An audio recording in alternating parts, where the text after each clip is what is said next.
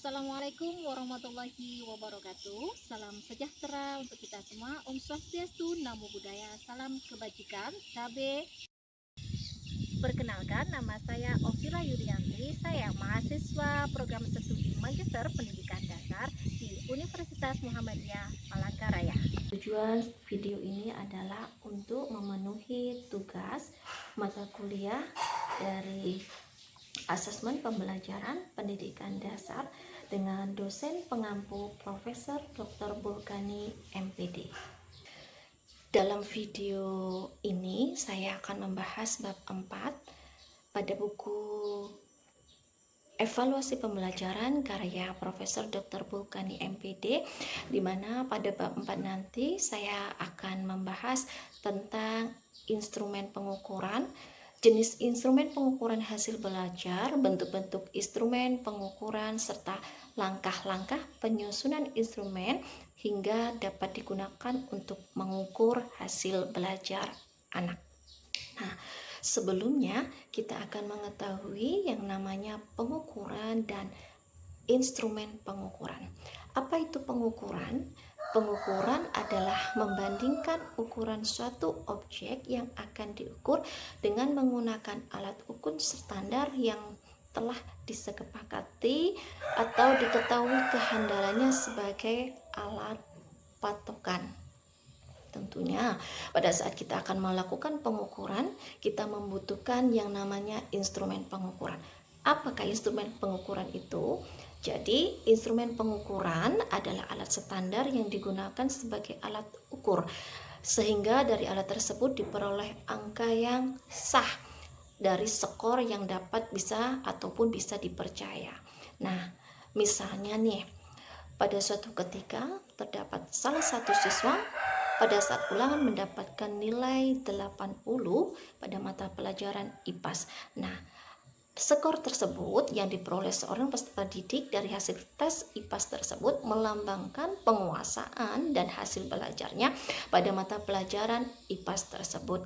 Nah, selain itu, instrumen pengukuran sebagai alat ukur standar jika telah diyakini akurasinya dan disepakati secara luas. Nah, yang bagaimanakah instrumen tersebut? Nah, alat instrumen pengukuran yang telah disepakati secara luas ini misalnya adalah pada saat kita akan mengukur berat badan siswa, kita harus menggunakan alat ukur. Instrumen ukur pengukurnya adalah timbangan. Timbangan ini bisa dikatakan suatu alat instrumen yang sah yang telah disepakati secara luas sebagai alat ukur untuk mengetahui berat badan dari objek yang kita ukur. Nah, tentunya pada saat kita akan melakukan pengukuran, kita harus menggunakan dan menyusun instrumen pengukuran dengan teliti, dengan hati-hati, sehingga kedepannya nanti dapat diperoleh alat instrumen pengukuran yang dapat dan bisa dipercaya. Yang selanjutnya kita akan mengetahui tentang jenis instrumen pengukuran hasil belajar, di mana jenis pengukuran hasil belajar ini menurut Lestari dan Setiawan ada dua, yaitu ada tes dan non-tes. Nah, di mana tes merupakan mengukur hasil belajar khususnya pada aspek psikomotorik dan kognitif, sedangkan pada non-tes adalah hasil pengukuran digunakan mengukur dalam aspek afektif. Nah, kita kembali ke tes.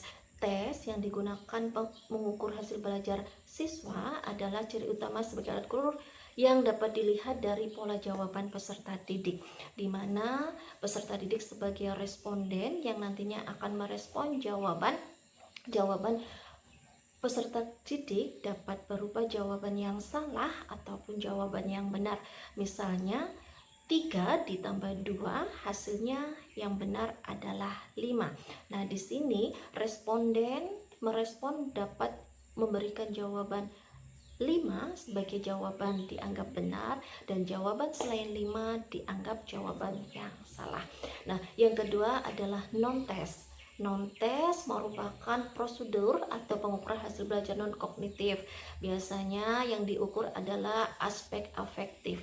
Misalkan dalam pengukuran pendapat, sikap, motivasi, minat, aspirasi, dan sebagainya. Nah, biasanya pada non-tes ini jawaban responden bisa bernilai benar meskipun jawaban tersebut tidak sesuai dengan dengan orang lain pada umumnya. Misalnya, apakah kamu menyukai mata pelajaran matematika? Nah, di sini jawaban responden itu akan bernilai benar meskipun ada yang menjawab menyukai matematika ataupun tidak menyukai matematika. Yang selanjutnya adalah bentuk-bentuk instrumen pengukuran hasil belajar. Ada tes objektif dan juga tes subjektif. Sebagai instrumen pengukuran, tes dapat dibedakan menjadi tes objektif dan tes subjektif. Penggunaan istilah tes subjektif bukan berarti bahwa tes tersebut tidak objektif, tetapi melainkan lebih bersifat pada pola jawaban yang diberikan secara bebas oleh responden. Artinya, setiap tes semestinya harus objektif, baik dalam penggunaan maupun dalam pemberian skornya. Berdasarkan pada teknik penggunaannya, tes dapat dibedakan menjadi 3. Yang pertama yaitu ada tes tertulis, ada tes lisan, ada tes praktik dan kinerja. Di mana tes tertulis merupakan seperangkat pertanyaan yang diberikan secara tertulis kepada responden yang nantinya akan dijawab dengan tertulis juga oleh responden atau peserta didik. Nah, berarti di sini nanti responden akan diberikan pertanyaan yang berupa bentuk lembaran tulisan yang nantinya akan dijawab oleh responden dengan tulisan pula. Nah, yang kedua yaitu tes lisan, di mana tes ini nanti berbentuk pertanyaan atau pernyataan yang diberikan secara lisan kepada peserta atau kepada responden yang nantinya responden akan menjawab secara lisan juga untuk mengukur hasil belajar peserta atau responden. Nah, yang ketiga yaitu tes praktek, di mana tes praktek ini nanti sejumlah pertanyaan atau perintah yang diberikan secara tertulis ataupun lisan. Nah, kemudian akan dijawab oleh responden dengan menggunakan praktek atau kinerja oleh peserta didik, peserta tes maupun responden tersebut. Yang selanjutnya yaitu tes tertulis, dapat dibedakan berdasarkan bentuk pertanyaan dan pola jawaban respondennya, yakni sebagai berikut. Yang pertama ada tes pilihan ganda atau tes PG.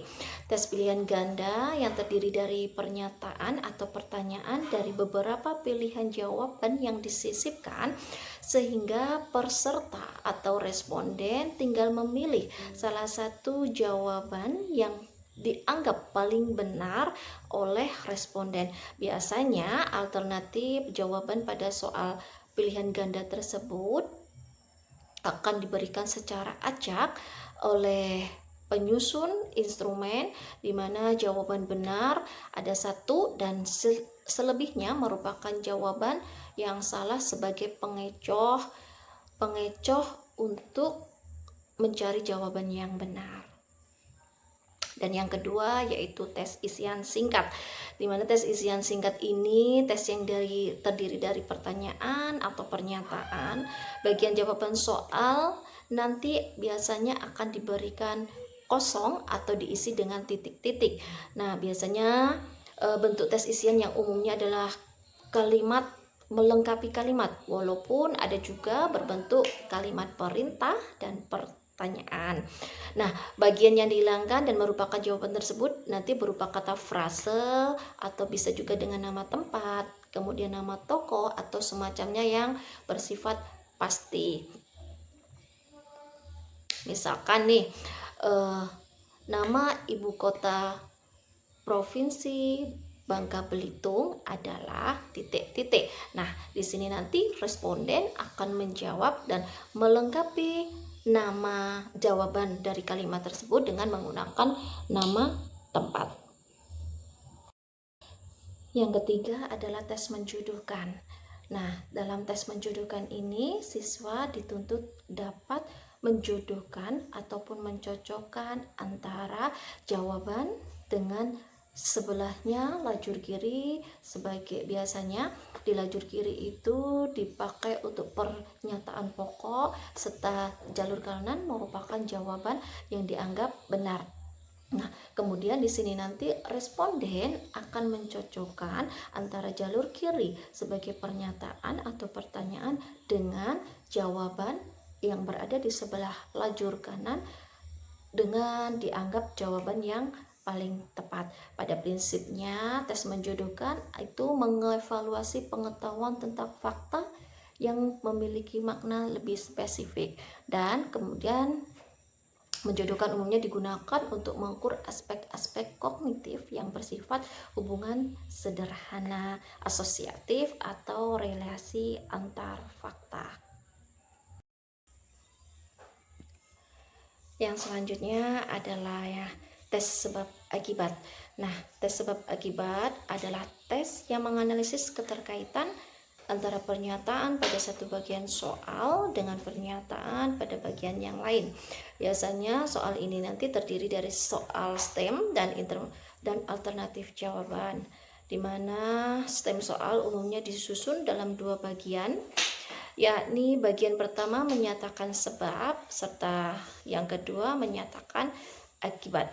Nah, peserta tes kemudian diminta melakukan analisis terhadap kebenaran dari masing-masing pernyataan tersebut yang menjadi sebab dan pernyataan yang menjadi akibat. Hasil analisis tersebut kemudian dinyatakan dalam bentuk alternatif jawaban. Pilihan jawaban menggambarkan keterkaitan antara pernyataan sebab dengan pernyataan akibat yang biasanya diletakkan pada bagian petunjuk soal. Misalnya dalam contoh yang ada di layar, nah, dalam urin penderita diabetes melitus ditemukan glukosa, sebab tubuh penderita diabetes melitus mengalami kekurangan hormon insulin yang dapat mengubah glukosa menjadi glikogen. Nah, artinya urin penderita diabetes melitus banyak mengandung glukosa karena pankreas sedikit mengeluarkan insulin. Nah, seperti itu. Yang selanjutnya yaitu ada tes uraian ataupun tes isai, di mana tes uraian ini sering kita sebut juga dengan tes isai, tes yang jawabannya membutuhkan jawaban dari peserta tes secara terurai dengan rinci menggunakan kata-kata sendiri. Nah, biasanya tes isai ataupun tes uraian ini dapat digunakan untuk mengukur atau lebih cocok digunakan dalam mengukur hasil belajar kognitif lebih kompleks seperti aspek-aspek C4, C5 maupun C6, terutama untuk mengukur kemampuan-kemampuan analitis. Nah, mengapa demikian? Karena pada tes IC ini ataupun tes uraian ini biasanya itu membutuhkan jawaban yang lebih panjang dan lebih deskriptif, berbeda dengan tes uraian ataupun tes isian. Nah, tes isian itu hanya membutuhkan pemahaman atau ingatan pada suatu kalimat utuh, berbeda dengan tes uraian ataupun tes IC ini yang membutuhkan jawaban yang lebih panjang dan lebih deskriptif. Nah, tentunya pada saat menggunakan tes uraian ataupun tes IC ini ada kelemahan maupun kelebihannya. Nah, kalau kelemahan dengan tes IC ini ataupun tes uraian ini relatif mudah dalam menyusun atau menyiapkan pertanyaan untuk responden. Kemudian tentu kita sebagai pengukur mampu mengukur hasil belajar kognitif dengan aspek-aspek yang lebih kompleks. Kemudian juga membantu peserta tes membutuhkan kemampuan menulis yang relatif lama dan berpikir yang kreatif dalam menjawab pertanyaan esai tersebut. Nah, selain itu juga memperkecil peluang dari responden dengan menggunakan jawaban yang sama dengan peserta tes yang lainnya. Tetapi ada kelemahan dalam tes uraian atau tes isian tersebut, di mana kelemahannya adalah materi yang disampaikan atau materi tes itu lebih terbatas.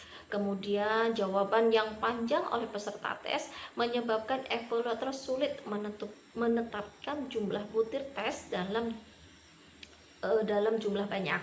Kemudian itu juga tentunya efisiensi waktu dalam menggunakan untuk menjawab pertanyaan ataupun pada saat kita mengevaluasi hasil jawaban dari responden. Yang kedua, kita akan mengetahui yaitu tentang bentuk-bentuk instrumen non-tes. Yang pertama ada angket atau kuesioner. Apakah angket itu? Nah, angket dapat dipandang sebagai pengukuran atau sebagai instrumen untuk mengukur atau yang digunakan evaluator untuk mengukur aspek-aspek psikologis, terutama pada aspek afektif. Nah, tentunya pada angket ini biasanya digunakan sejumlah pertanyaan tertulis. Dalam artian,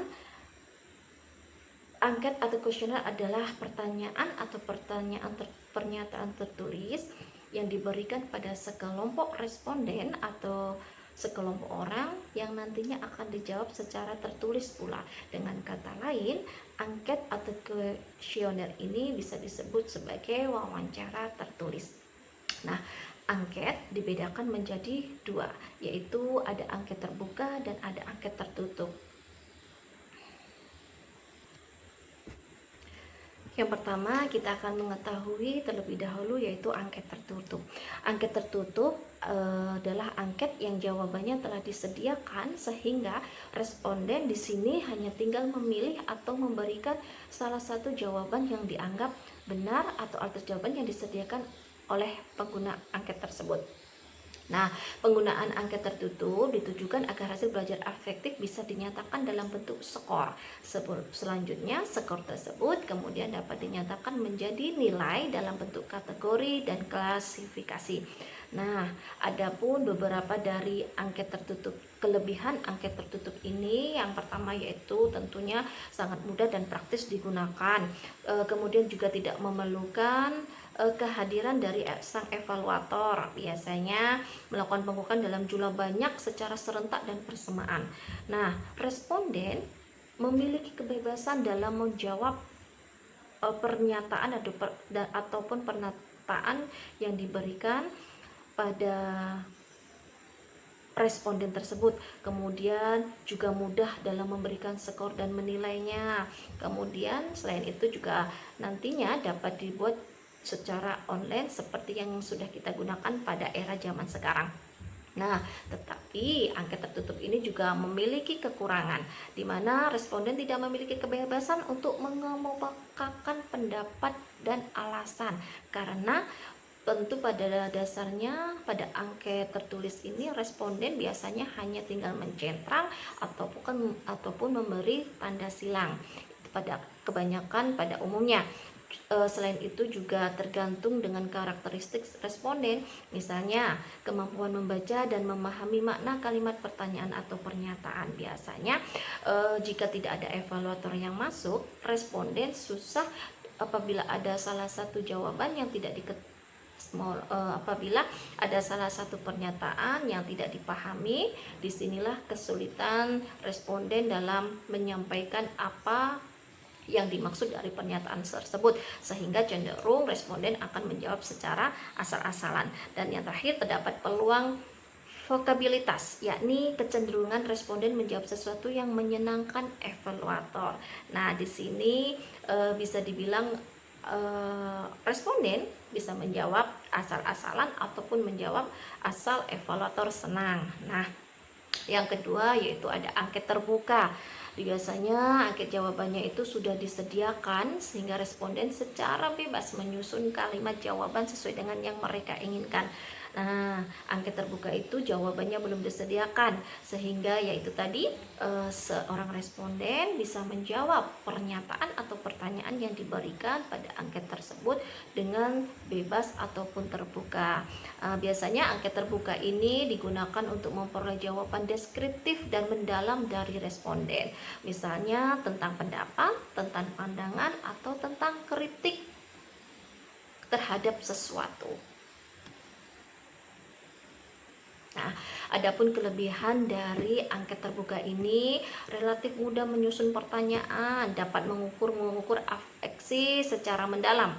Kemudian responden lebih bebas mengungkapkan imajinasinya, mengungkapkan pendapat ataupun kritik serta mendeskripsikannya sesuai keadaannya sendiri. Nah, tetapi pada angket terbuka ini juga ada kelebihan,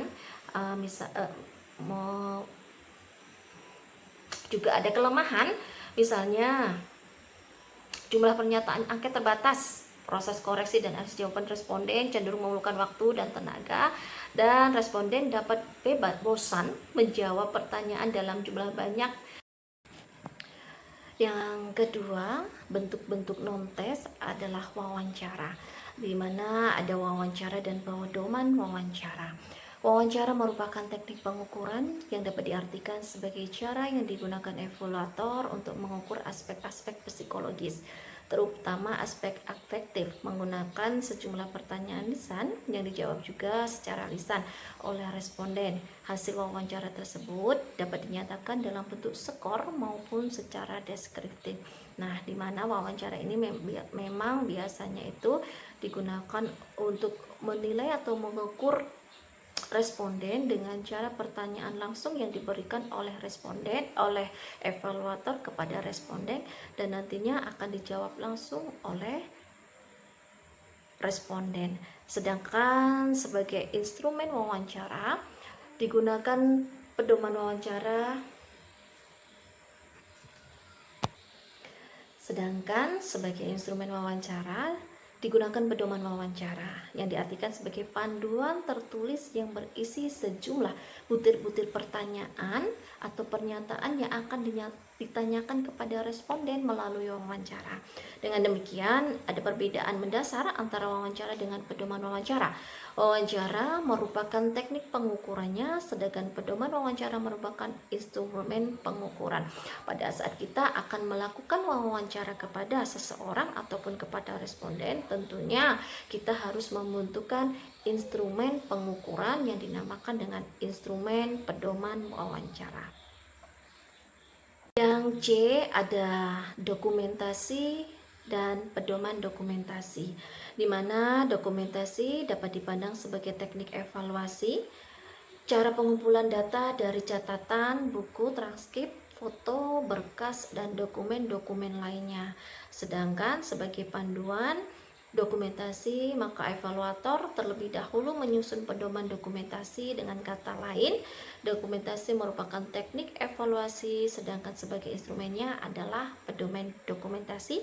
Tidak jauh beda dengan wawancara serta pedoman wawancara, di mana pada saat kita akan melakukan dokumentasi, kita juga membutuhkan alat yang namanya pedoman dokumentasi.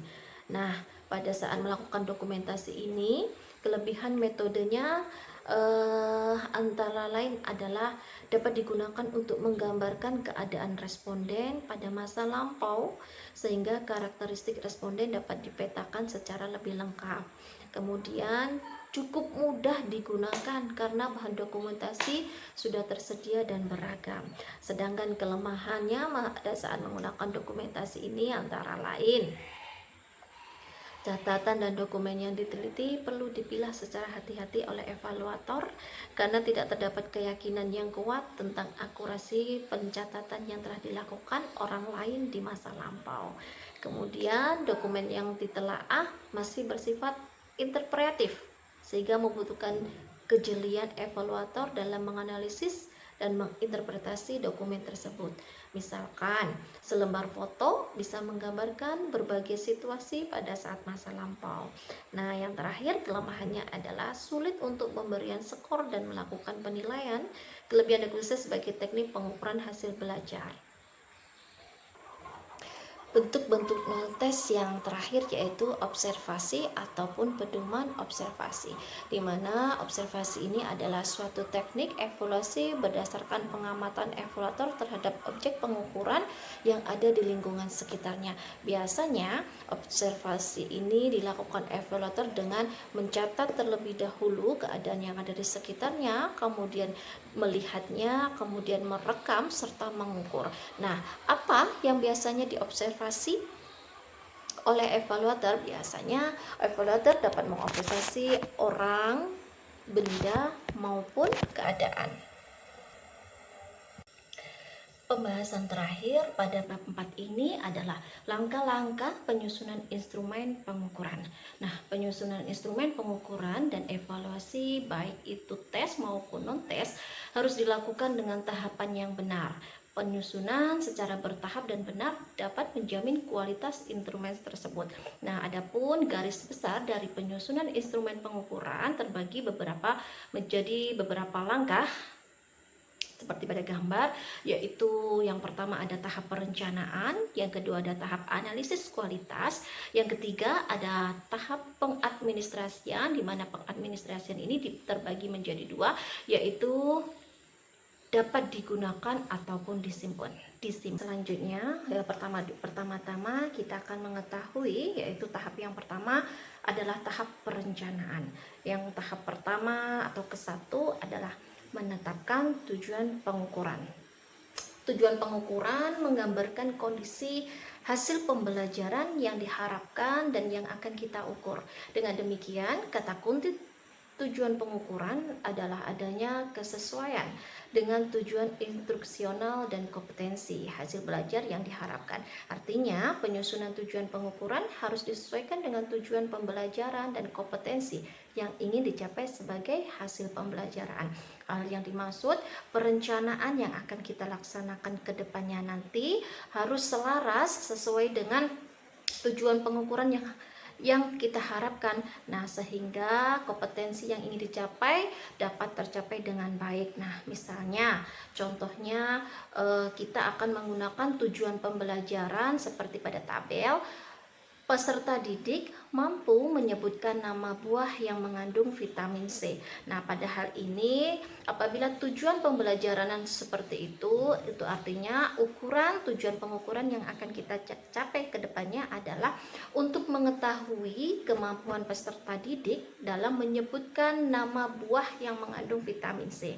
Contoh kedua, misalnya peserta didik mampu menjumlahkan pecahan biasa dengan penyebut yang sama.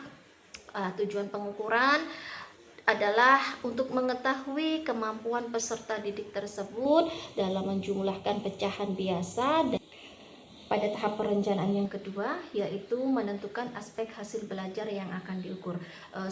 Seperti yang sudah dibahas pada bab sebelumnya, aspek hasil belajar peserta didik terdiri dari 3. Yang pertama yaitu aspek pengetahuan atau kognitif, yang kedua yaitu aspek sikap atau afektif, dan keterampilan psikomotorik. Nah, adapun aspek kognitif dapat diklasifikasikan menjadi 6 sub, yaitu C1 mengingat, C2 memahami, C3 mengaplikasikan, C4 menganalisis, C5 mengevaluasi, dan C6 mencipta. Nah, sedangkan pada aspek afektif atau aspek sikap diklasifikasikan menjadi 5, yaitu A1 menerima, A2 menanggapi, A3 menghargai, A4 mengorganisir, dan A5 karakterisasi.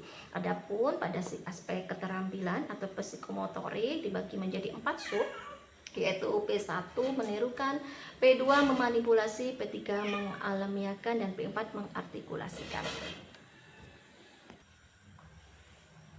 Penentuan aspek dan tahapan hasil belajar yang akan diukur akan berpengaruh pada keputusan tentang hal-hal teknik pengukuran. Misalkan, untuk menentukan jenis instrumen yang akan digunakan, evaluator harus menyesuaikan dengan aspek yang akan diukur. Nah, seperti pada tabel, Apabila evaluator ingin mengukur aspek yang diukur kognitif, maka jenis instrumennya adalah berbentuk tes. Apabila afektif atau sikap yang akan diukur, evaluator dapat menggunakan bentuk instrumen non tes. Dan apabila evaluator akan mengukur ranah psikomotorik atau keterampilan, evaluator dapat menggunakan tes kinerja. Nah, selanjutnya evaluator dituntut untuk menentukan bentuk-bentuk instrumen yang cocok yang dapat digunakan dalam mengukur hasil belajar siswa.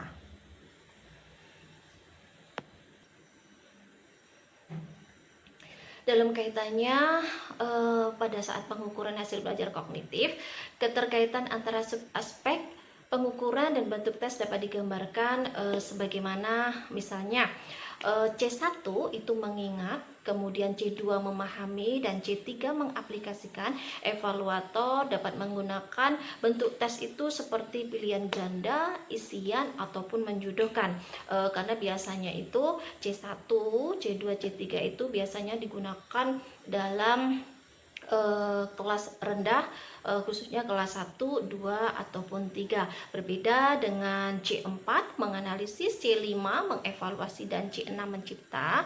Biasanya digunakan pada kelas tinggi, maka evaluator dapat menggunakan bentuk tes seperti uraian sebab akibat ataupun IC yang biasanya digunakan untuk mendalami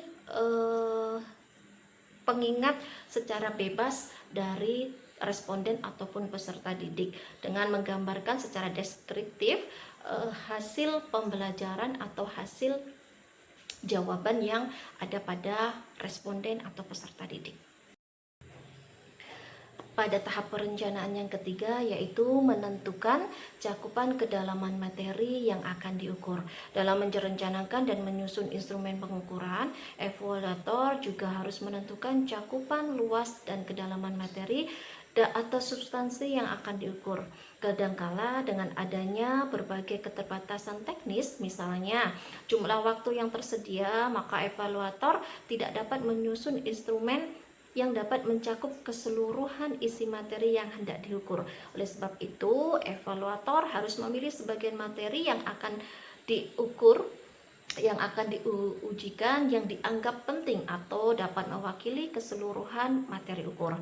Nah, pemilihan cakupan luas dan kedalaman materi yang akan diukur berpengaruh pada jenis, bentuk, dan jumlah pengukuran hasil belajar aspek kognitif. Kelebihan dan kekurangan tes berbentuk pilihan ganda dan isian dapat dibandingkan, dan kelebihan dan kekurangan tes uraian dan sebab akibat. Nah, seperti pada tabel di samping, apabila evaluator ingin mendalami cakupan materi ukur luas, evaluator dapat menggunakan bentuk tes yang digunakan seperti pilihan ganda atau isian singkat. Kemudian luas dan dangkal juga sama, evaluator juga dapat menggunakan bentuk tes yang digunakan adalah pilihan ganda dan isian singkat. Tetapi apabila evaluator ingin mengukur materi yang terbatas atau sempit, evaluator dapat menggunakan bentuk tes uraian ataupun sebab akibat.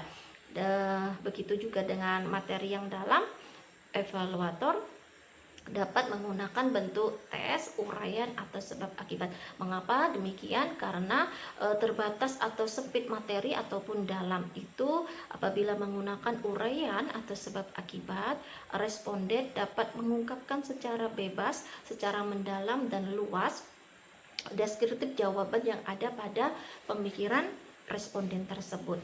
Berbeda dengan cakupan materi yang luas ataupun dangkal, hanya sebatas mengingat ataupun pemahaman ya untuk kalimat utuh, maka bisa digunakan seperti pilihan ganda maupun isian singkat.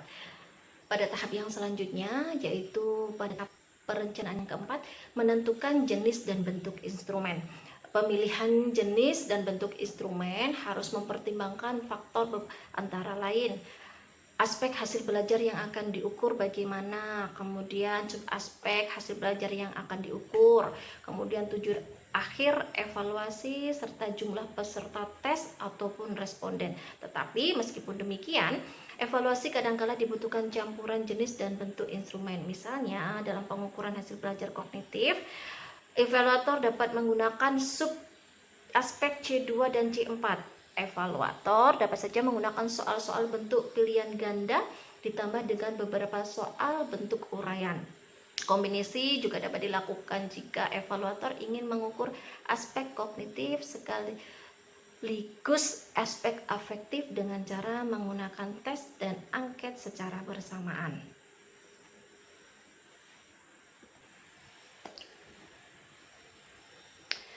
Selain itu, aspek hasil belajar yang akan diukur, apakah aspek yang diukur tersebut merupakan aspek kognitif, afektif, ataupun psikomotorik. Apabila pengukuran aspek yang akan digunakan untuk mengukur kognitif ataupun keterampilan, umumnya evaluator dapat menggunakan berbentuk tes. Sedangkan untuk mengukur pengukuran aspek afektif, cenderung evaluator biasanya menggunakan ranah non-tes. Nah, begitu juga dengan sub aspek hasil belajar yang akan diukur. Pada aspek kognitif, misalnya instrumen yang disusun tersebut akan mengukur salah satu atau beberapa sub aspek dari C1 hingga C6. Nah, selain itu kita juga harus mempertimbangkan tujuan akhir evaluasi. Perlu dikaji terlebih dahulu apakah hasil evaluasi nantinya akan dinyatakan dalam secara kuantitatif ataukah secara kualitatif. Jika hasil pengukuran nantinya akan dinyatakan dalam bentuk skor atau angka, maka instrumen yang digunakan harus menggunakan jawaban yang pasti, baik dalam bentuk alternatif jawaban yang telah disiapkan maupun dalam bentuk jawaban singkat yang mudah. Pada tahap yang kelima, yaitu menetapkan jumlah butir. Jumlah butir pertanyaan maupun pernyataan dalam instrumen merupakan faktor yang perlu dipertimbangkan dalam penyusunan instrumen. Pertimbangannya dengan beberapa hal terkait pengukuran, misalnya nih, cakupan luas materi yang akan diukur. Semakin banyak butir pertanyaan ataupun pernyataan, maka semakin luas materi yang akan kita ukur dalam cakupannya. Kemudian yang kedua yaitu waktu yang tersedia dalam sekali pengukuran. Semakin banyak jumlah waktu yang tersedia untuk pelaksanaan evaluasi, maka memungkinkan untuk menggunakan jumlah butir yang lebih banyak dalam prakteknya. Bisa saja waktu yang tersedia untuk mengevaluasi cukup banyak, tetapi terbagi dalam beberapa tahapan waktu berbeda. Misalkan evaluasi dilaksanakan setiap hari selama 3 hari dengan jumlah waktu tersedia cukup banyak, maka evaluator dapat menyiapkan beberapa jenis dan bentuk instrumen berbeda pada setiap pengukuran. Yang selanjutnya yaitu jenis dan bentuk instrumen. Pada instrumen dengan bentuk jawaban terbuka seperti tes uraian, tes isai, ataupun wawancara mendalam, jumlah butir pertanyaan sebaiknya dibatasi untuk menghindari kelelahan dan kebosanan responden dalam menjawab. Nah, misalnya nih, pada tabel ini terdapat jenis jawaban instrumen ataupun jumlah butir. Apabila instrumen jawaban tertutup, maka evaluator bisa menggunakan jumlah butir dengan pernyataan ataupun pertanyaan yang banyak. Tetapi apabila instrumen jawaban terbuka, evaluator dapat menggunakan jumlah butir pertanyaan ataupun pernyataan yang sedikit. Nah, pada gambar di samping atau tabel di samping terdapat dari tujuan pengukuran, kemudian sub aspek yang akan diukur, apakah itu C1, C2, C3 ataupun seterusnya, kemudian bentuk soalnya seperti apa, ataupun isian singkat ataupun pilihan ganda, kemudian ada berapa butir soal yang dicantumkan dalam nomor pada soal. Misalnya soalnya jumlah dari 3/4 dikurangi 1/4, hasilnya berapa. Nah, biasanya dalam kisi-kisi seperti pada yang sudah diterangkan sebelumnya, terdapat jawaban dari soal yang telah dicantumkan. Nah, Tentunya pada kisi-kisi ini tidak hanya memuat satu, tetapi melainkan berapapun soal yang akan dibuat, semuanya akan dituangkan dalam kisi-kisi tersebut, maupun untuk mengukur subaspek C1, C2, C3, terutama pada esai. Biasanya esai itu menggunakan aspek C4, C5, atau bahkan C6 seperti itu. Tahapan yang selanjutnya yaitu menganalisis kualitas instrumen. Dalam menganalisis kualitas instrumen diperlukan untuk memperoleh instrumen yang handal. Analisis ini dilakukan segera setelah butir-butir instrumen soal telah tersusun. Nah, instrumen yang digunakan memerlukan uji analisis sehingga hasil pengukurannya akurat dan dapat dipercaya. Beberapa uji keandalan yang umum dilakukan misalnya adalah uji validitas ataupun reliabilitas instrumen. Sedangkan pada instrumen berbentuk tes dilakukan uji kehandalan berupa analisis daya, pembeda, dan tingkat kesukaran butir soal. Secara lebih rinci, kehandalan instrumen akan dibahas pada bab berikutnya. Nah, pada analisis pengujian instrumen ini biasanya sebelum instrumen pengukuran digunakan atau disimpan untuk keperluan mendatang, instrumen tersebut harus melalui pengujian kualitas instrumen terlebih dahulu. Nah, pengujian kualitas instrumen pada umumnya itu melalui uji pakar atau peer review. Nah, apakah uji pakar peer review? Nah, uji pakar atau peer review merupakan upaya untuk memperoleh instrumen yang handal secara teoretik. Maksudnya dengan pengujian pakar maka kualitas instrumen dapat ditingkatkan akurasinya. Pengujian pakar oleh penilaian sejawat atau peer review dilakukan terhadap butir-butir instrumen, berguna sebagai pembanding atau second opinion terhadap kualitas instrumen yang kita susun. Nah, adapun tujuan dari peer review ini biasanya itu menggunakan teman sejawat. Nah, semakin banyak pakar yang menguji hasil instrumen kita, maka semakin kecil kekeliruan yang mungkin terjadi, sehingga biasanya digunakan minimal 2 pakar review uji instrumen dari teman sejawat kita sehingga dapat dihasilkan instrumen butir soal yang lebih akurat. Nah, pakar dan teman sejawat dijadikan sebagai review instrumen haruslah yang dianggap benar-benar paham tentang evaluasi pembelajaran yang akan kita gunakan. Minimal memiliki pengalaman yang memadai dalam pengukuran hasil belajar. Untuk itu digunakan para dosen atau guru senior yang sudah handal dan mampu, yang memiliki bidang yang sama dengan evaluator.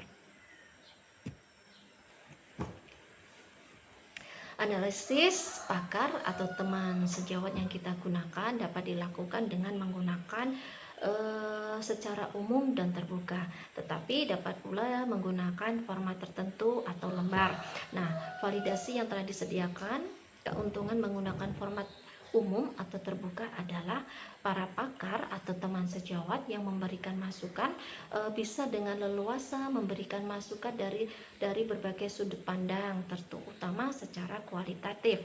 Tentu saja koreksi yang digunakan pada koreksi umum dan terbuka ini dinyatakan secara deskriptif kualitatif, sehingga tidak dapat digunakan jika evaluator menginginkan adanya skor terhadap hasil analisis.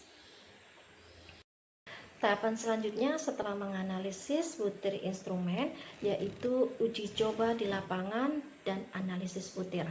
Nah, uji coba di lapangan merupakan upaya untuk memperoleh instrumen yang handal secara empirik. Nah, kadangkala evaluator tidak hanya membutuhkan pengujian pakar atau preview, tetapi juga memerlukan uji coba secara langsung ke lapangan untuk memperoleh bukti empirik dan menambahkan keyakinan tentang kualitas butir-butir instrumen.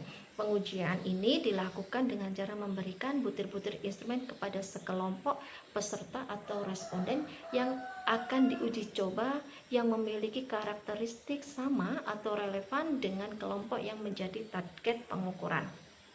Biasanya jika pengukuran menggunakan sampel, kelompok uji coba bisa diambil dari anggota populasi yang tidak terpilih sebagai sampel pengukuran. Dalam konteks belajar, kelompok uji biasanya diambil dari kelompok yang berbeda dari kelompok yang akan menjadi target pengukuran. Biasanya evaluator itu menghindari uji coba dengan responden yang sama. Biasanya evaluator bisa menggunakan uji coba dengan orang yang lain, bukan dengan orang yang akan kita uji. Nah, jumlah peserta kelompok uji coba minimum umumnya di atas 30 sampel. Mengapa demikian? Pada umum karena menurut beberapa penelitian, apabila peserta uji coba di bawah 30 cenderung menghasilkan hasil penambahan uji coba yang kurang baik dan tidak konsisten. Penambahan jumlah peserta uji coba sampai dengan jumlah tertentu juga akan turut meningkatkan koefisien reliabilitas instrumen. Dari hasil uji coba lapangan, evaluator akan menemukan butir-butir dari instrumen tersebut yang paling bagus untuk digunakan dan mana yang kurang tepat untuk digunakan. Apabila kurang bagus digunakan, maka butir-butir instrumen tersebut dapat dievaluasi, kemudian direvisi dan harus diulang ataupun dibuang. Tahap revisi instrumen jika dibutuhkan. Nah, pada tahap ini revisi butir-butir soal atau instrumen dibutuhkan apabila berdasarkan hasil uji pakar atau peer review terdapat butir-butir instrumen yang kurang baik. Nah, pada tahap ini evaluator melakukan uji coba di lapangan, maka hasil analisis keduanya dapat digunakan sebagai dasar untuk melakukan revisi. Apabila memungkinkan butir soal tersebut kurang bagus, maka butir soal instrumen tersebut dapat diulang kembali ataupun direvisi, ataupun bisa juga tidak digunakan atau dibuang. Nah, misalkan dari hasil uji coba instrumen di lapangan diperoleh beberapa butir yang memiliki validitas rendah, maka butir tersebut dapat direvisi. Revisi dilakukan dengan cara menelaah kembali pertanyaan dan jawaban butir instrumen tersebut, baik dari sisi bahasa, kejelasan, perintah, tingkat kesukaran, dan sebagainya. Setelah direvisi terhadap beberapa butir soal instrumen yang dianggap kurang baik, maka butir instrumen tersebut dapat digunakan sebagai bagian dari keseluruhan atau perangkat instrumen pengukuran. Langkah-langkah penyusunan instrumen pada tahap terakhir yaitu pengadministrasian instrumen. Setelah instrumen selesai disusun dan telah diperoleh butir-butir instrumen yang dianggap cukup baik melalui analisis, revisi, dan sebagainya, evaluator dapat melakukan penataan administrasi terhadap instrumen tersebut. Pilihannya adalah mungkin instrumen tersebut segera digunakan, atau mungkin terlebih dahulu atau diarsipkan dalam jangka waktu tertentu untuk digunakan pada masa mendatang. Nah, biasanya pengadministrasian instrumen dimaksudkan sebagai langkah teknis yang dilakukan evaluator sebelum instrumen digunakan. Instrumen yang baik harus diadministrasikan pula secara baik, sehingga memudahkan evaluator dan peserta tes ataupun responden saat digunakan, termasuk dalam pengadministrasian instrumen. Antara lain nih, pengetikan instrumen secara rapi, pengadaan instrumen sesuai dengan jumlah yang dibutuhkan, penyiapan sistem distribusi instrumen, penyiapan sistem pengumpulan kembali instrumen ke evaluator, penyiapan sistem atau cara penskoran dan penilaian, pengarsipan instrumen dan hasil pengukuran, serta penilaian ke dalam bank soal. Hal tersebut digunakan agar pada saat pengadministrasian instrumen tidak ada yang terbengkalai dan dapat hasil pengukuran instrumen, hasil dari butir-butir soal dapat digunakan dengan baik. Demikian pembahasan bab 4 dari buku evaluasi pembelajaran karya Profesor Dr. Bulkani MPD yang dapat saya sampaikan. Mudah-mudahan dapat bermanfaat untuk kita semua. Sekian, terima kasih. Wassalamualaikum warahmatullahi wabarakatuh.